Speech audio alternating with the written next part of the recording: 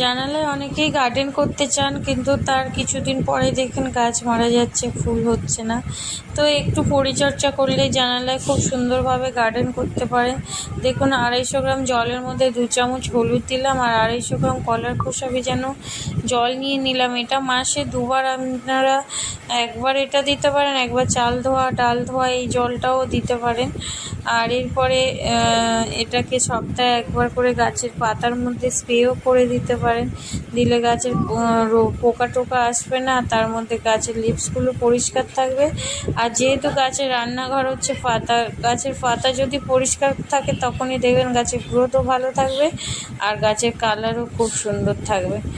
সব কিছুর পরে একটু ভালো লুকের জন্যে তো একটু কষ্ট করতে হবে। সুন্দর করে সব পরিষ্কার করে আবার গাছগুলোকে পার ডে এটা সাজিয়ে ফেলতে হয়। তো ভালো লাগলে বন্ধুরা প্লিজ সাবস্ক্রাইব